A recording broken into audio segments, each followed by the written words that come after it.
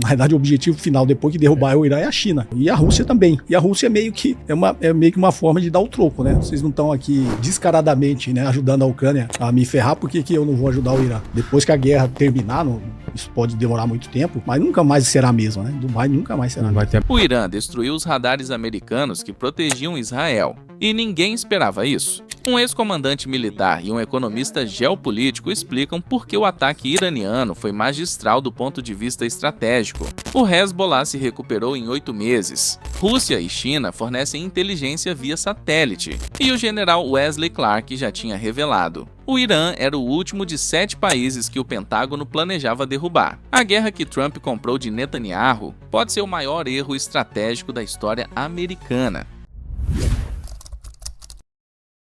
Trump falou que ele tinha ganho a guerra, mas parece que não ganhou, né? O Trump é um mitômano recalcitrante, né? Ele vive, uma vez no primeiro mandato dele, acho que foi o New York Times ou o Washington Post, eu não lembro bem, fez uma apanhada de quantas mentiras ele já contou. Você não pode acreditar, o Trump não é parâmetro. Tá? Agora, eu acho o seguinte, na minha opinião, e aí o Cobori coloca a visão dele, que eu acho muito importante. Eu acho que o Trump foi enganado pelo Netanyahu.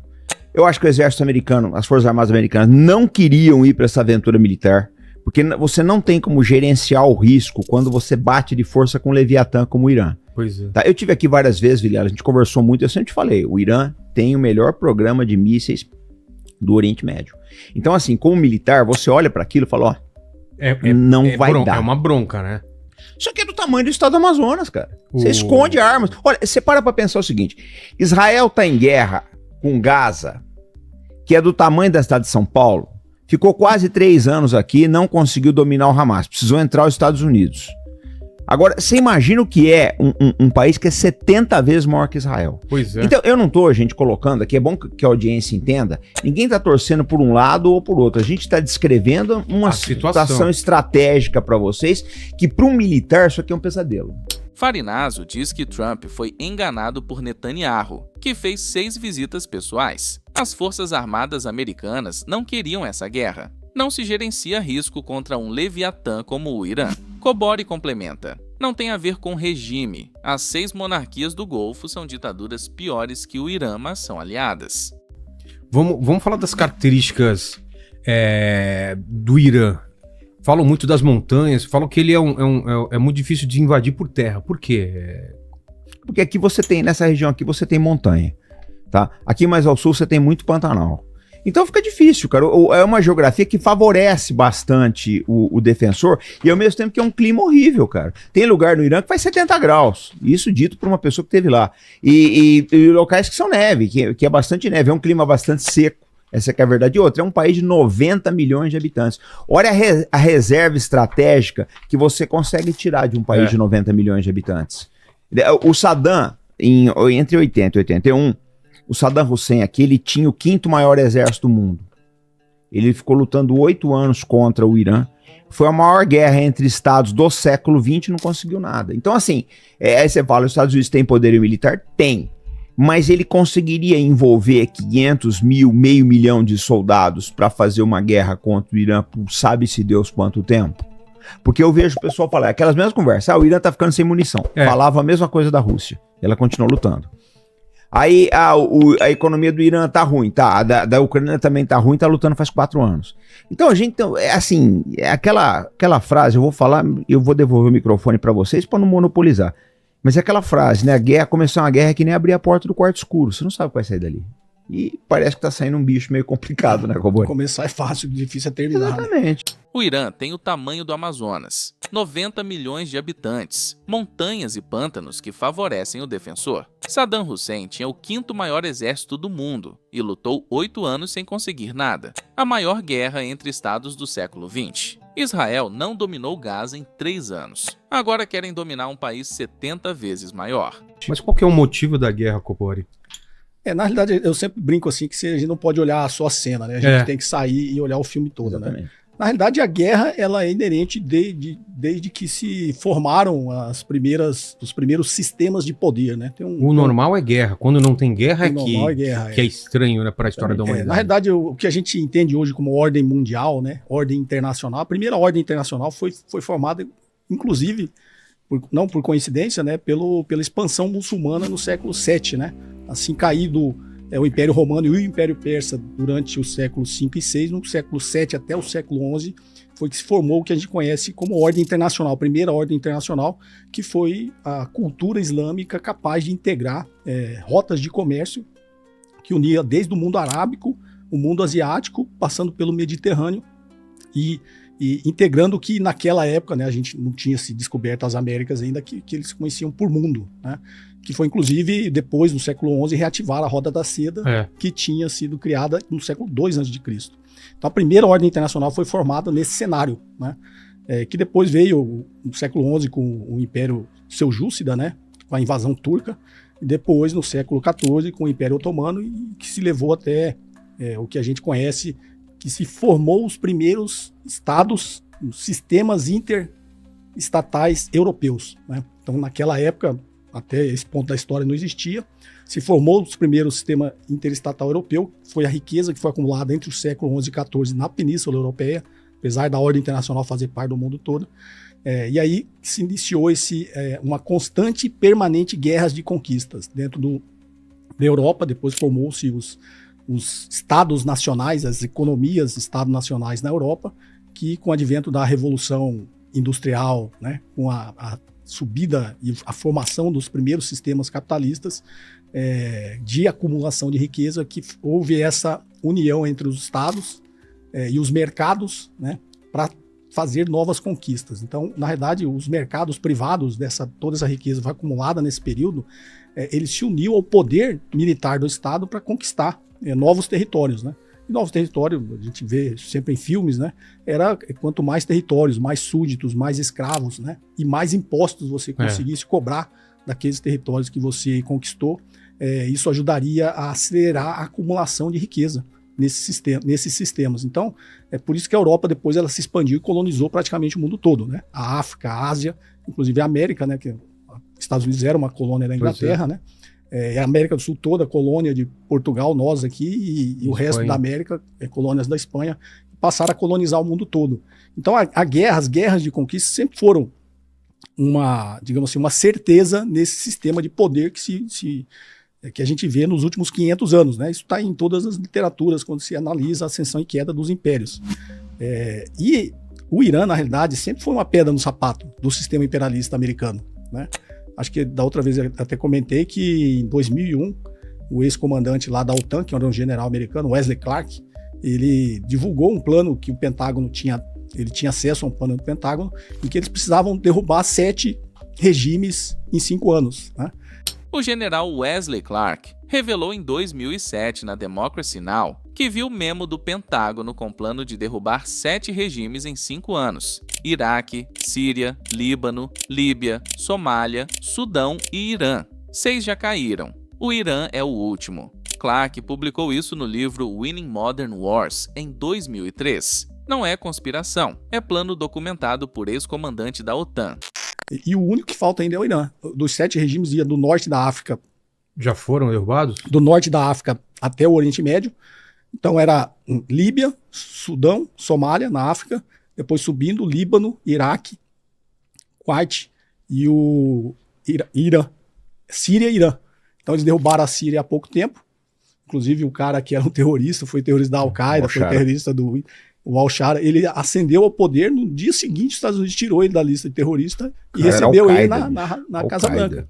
Entendeu? Então, Al-Qaeda recebido na Casa Branca. Veio a hipocrisia do sistema internacional. Então só faltava o Irã. Então, assim, quando você olha a história, não é uma surpresa. Os Estados Unidos, em algum momento, ia querer entrar nisso aí. Não era um momento estratégico, como disse o comandante Farinazo, até os especialistas militares dos Estados Unidos. Porque a liderança, eles querem trocar quando a liderança não está alinhada com os interesses deles. Sim, é isso? Só isso.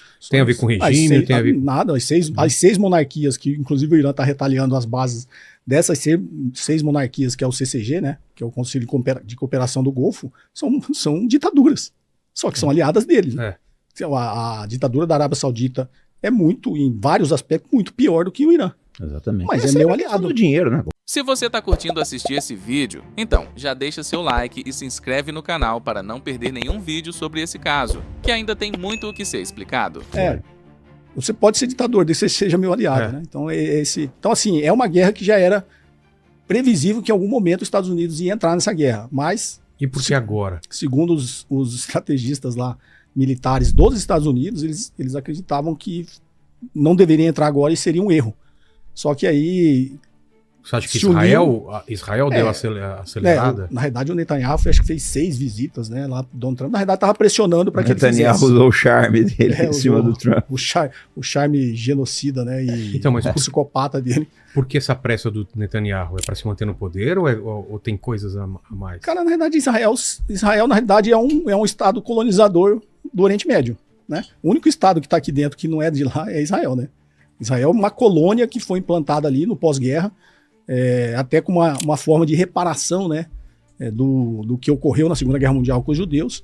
Então eles fizeram, obviamente, quando você olha, tem vários historiadores britânicos e americanos que eles falam que existia um interesse na Europa de criar o Estado de Israel, não só pela reparação, mas porque as comunidades judaicas, isso aí, inclusive, comprovado com o Rothschild, que é um dos judeus mais ricos da história da humanidade, um dos judeus mais ricos era o Rothschild. Eles tinham um cruzamento de interesses que era, vamos atender o que o Estado sionista de Israel quer, que é um território para formar seu Estado, mas isso será bom para nós porque os judeus vão sair dos nossos países.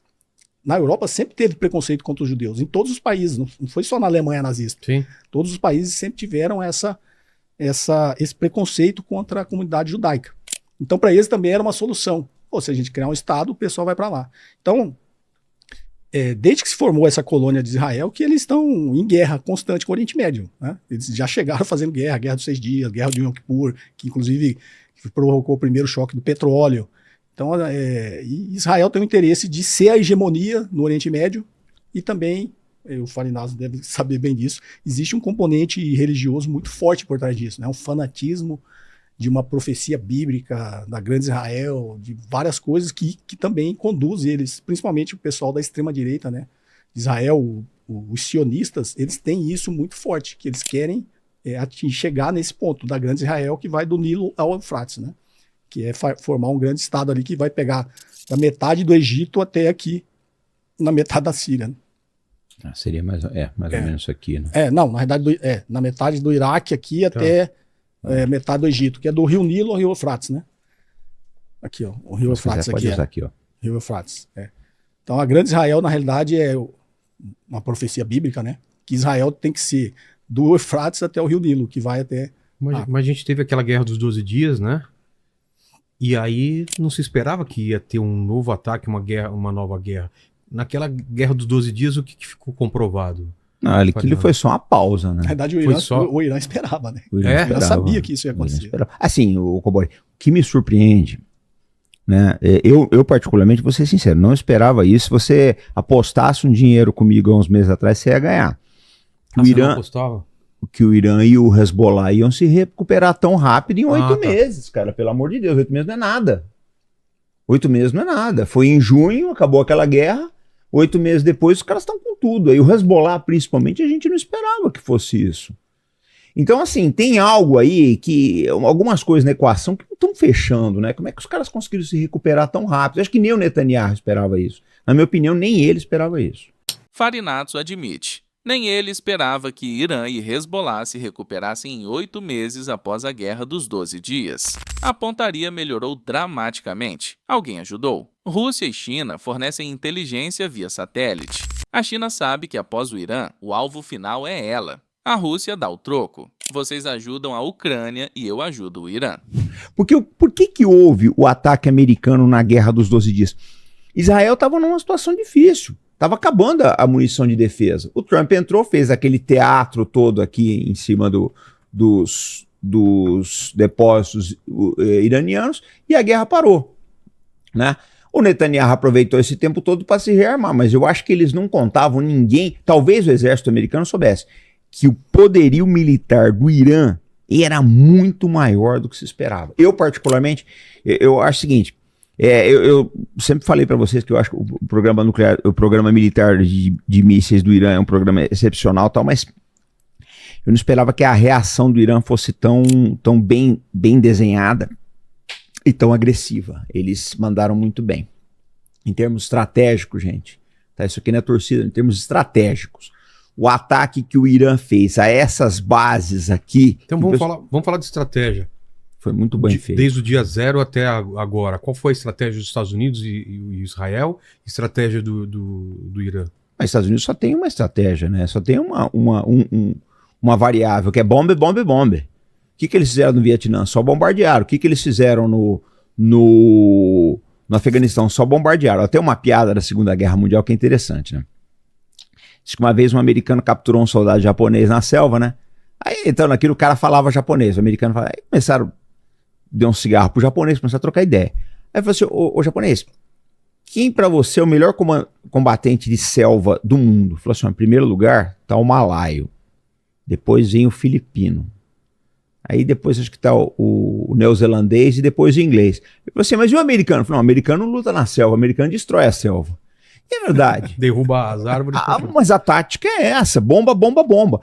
Farinazzo resume a doutrina americana: bomba, bomba, bomba. No Vietnã, só bombardearam. No Afeganistão, igual. Citou piada da Segunda Guerra. O americano não luta na selva, destrói a selva. Kobori confirma: bombardeio sozinho nunca resolve. Pape prova com dados de 100 anos. Sem tropas terrestres não se conquista país. Ô Vilela, já está provado, o Kobori sabe disso, que só o bombardeio não resolve o problema. Então eles estão bombardeando... O bombardeio é usado para quê? Para abrir a frente para uma outra ação? Eles veem tudo que eles acham ali, eles bombardeiam. Só que o problema é o seguinte, cara, você não com um país do tamanho do nosso estado do Amazonas, como é que você vai destruir tudo? Você esconde muitas armas aqui dentro. Ao passo que o Irã ele fez um ataque mais seletivo. O que ele sabia?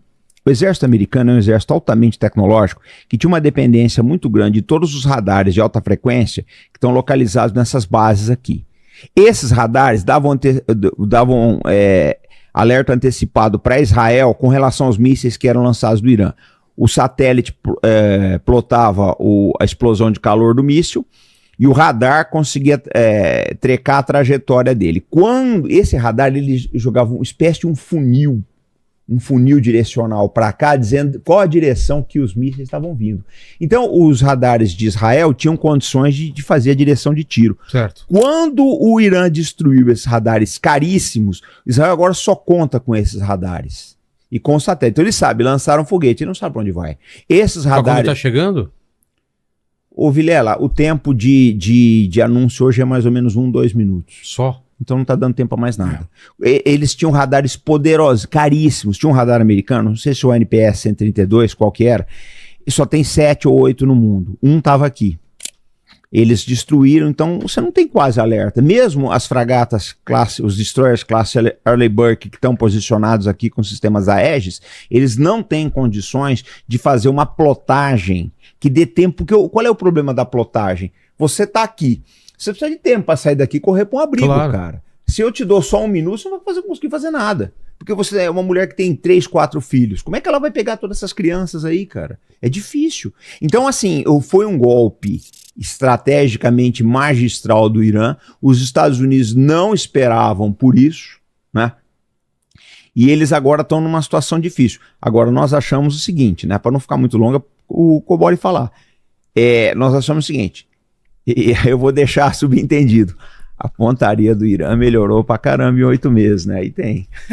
Farinazzo explica o golpe magistral do Irã. Destruíram os radares americanos de alerta antecipado que davam tempo a Israel para interceptar mísseis. Um desses radares, possivelmente AN/T PS-80, é um dos poucos no mundo. Sem ele, Israel sabe que lançaram um míssil, mas não sabe para onde vai. O tempo de aviso caiu para menos de 1 minuto. Alguém ajudou.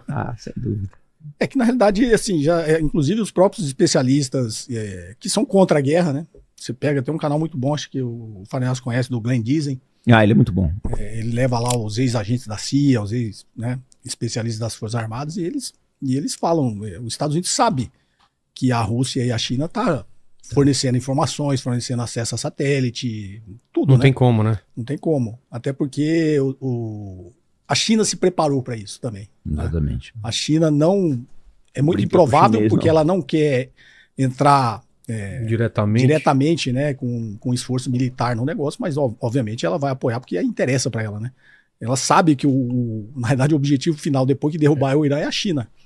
Então, e a Rússia também. E a Rússia meio que é meio que uma forma de dar o troco, né? Vocês não estão aqui até descaradamente, né, ajudando a Ucrânia a me ferrar, por que eu não vou ajudar o Irã, né?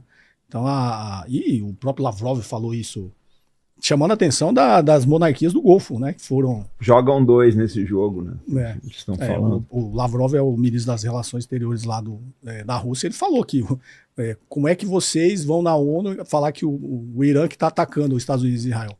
Vocês estão loucos, né? Vocês mesmo antes falaram que vocês não iriam participar, vocês não iriam deixar ser usados, né, por Estados Unidos e Israel para atacar, vocês deixaram, aí vocês estão sofrendo retaliação e acham que a culpa é do Irã, né?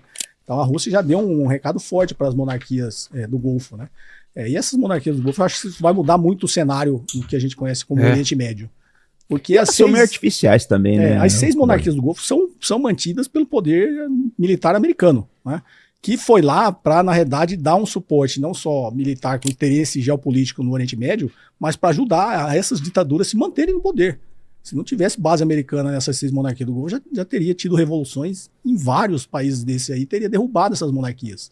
Então o privilégio desses monarcas é mantido pelos Estados Unidos. E agora eles estão numa situação que, para o próprio povo e para eles, vai ficar muito claro. Pô, a gente entrou nessa porque a gente achou que estaria sob a proteção dos Estados Unidos. Isso está se mostrando frágil. A gente não pode contar com isso, né? E a Rússia vai utilizar, já tem utilizado, eu acho, né, essas informações aí até para pressionar essas Mas monarquias. quando o Irã bombardeia, por exemplo, o aeroporto de Dubai, foi hoje ou ontem, né?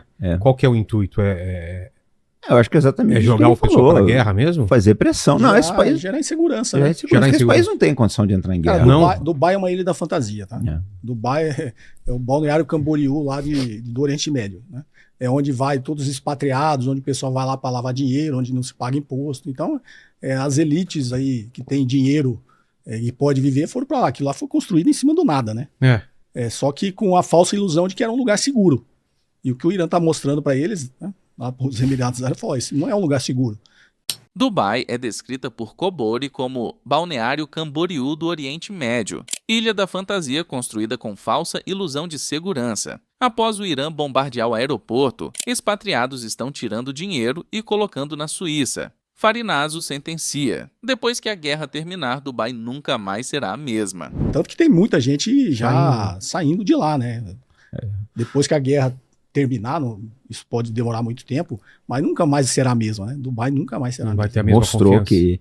muita gente tá tirando dinheiro colocando na Suíça, né? Kobori e Farinazo entregam a análise militar mais técnica da série. Um ex-comandante e um economista geopolítico dissecam por que o Irã surpreendeu os Estados Unidos e Israel. O dado mais impactante de Farinazo é a destruição dos radares de alerta antecipado. Sem eles, Israel perdeu a capacidade de rastrear mísseis em tempo real, reduzindo o aviso para menos de 1 minuto. Kobori contextualiza com 500 anos de história imperial e o plano dos 7 países de Wesley Clark, documentado no livro Winning Modern Wars e na Democracy Now! A recuperação do Hezbollah em 8 meses assusta até Farinazo, que admite que teria perdido uma aposta. Trump foi manipulado por Netanyahu. As forças armadas americanas não queriam essa guerra, e o Irã está mais forte do que antes do conflito, exatamente como Robert Pape alertou. Dubai como símbolo do fim da ilusão de segurança no Golfo fecha o quadro com precisão cirúrgica. Já imaginou viajar com quem você ama, sem se preocupar com o preço da passagem? Conhecer o Brasil, o mundo, viver momentos que ficam para sempre e pagar muito mais barato por isso? A comunidade Milhas 3.0 ensina pessoas comuns a viajar como expert, usando estratégias que as companhias não explicam. O link está aqui na descrição. Entre agora na comunidade Milhas 3.0